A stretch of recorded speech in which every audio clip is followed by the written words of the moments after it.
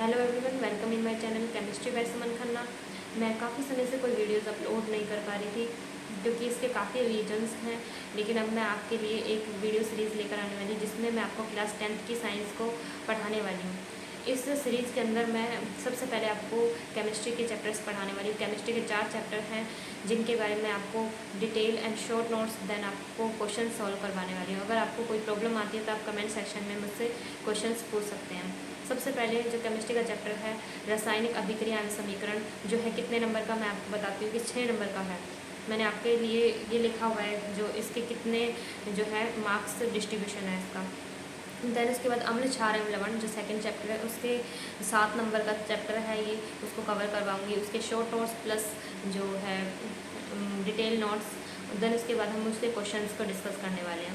उसके बाद में धातु और उसके यौगिक जो है उसके बारे में मैं आपको पढ़ाने वाली हूँ। ये इसके टोटल 5 नंबर का ये चैप्टर है जिसके बारे में मैं इसको डिस्कस करूँगी।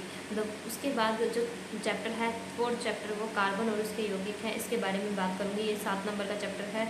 इस तरह टोटल ये जो एवरेज मार्क्स हैं इसके जो केमिस्ट्री के 25 के नियर हो जाते हैं।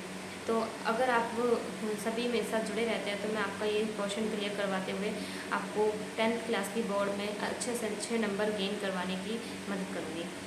ओके, देन उसके बाद मैं जीव विज्ञान के चैप्टर्स के ऊपर चलते हैं। जीव विज्ञान के चैप्टर्स में जो है चैप्टर जैव प्रक्रम, देन नियंत्रण एवं समन्वय। जैव प्रक्रम है वो 8 नंबर का चैप्टर है जिसमें पोषण, श्वसन, उत्सर्जन, ये सारी चीज़ें हैं उनको हम डिटेल से पढ़ते हुए शॉर्ट नोट्स बनाते हुए उसको क्वेश्चंस को सॉल्व करते हुए पूरा चैप्टर कवर करने वाले हैं।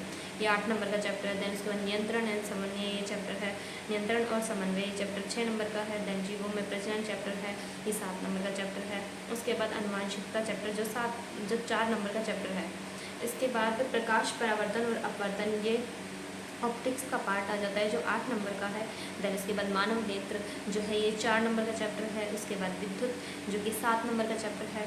उसके बाद विद्युत धारा का चुंबकीय प्रभाव, ये जो है विद्युत और विद्युत धारा का चुंबकीय प्रभाव ये चैप्टर है जो फिजिक्स के चैप्टर्स हैं, इनको भी अच्छे से कवर करने वाले हैं। उसके बाद इन्वायरमेंट का एक चैप्टर आता है जो है पर्यावरण, हमारा पर्यावरण, ये 5 नंबर का चैप्टर है।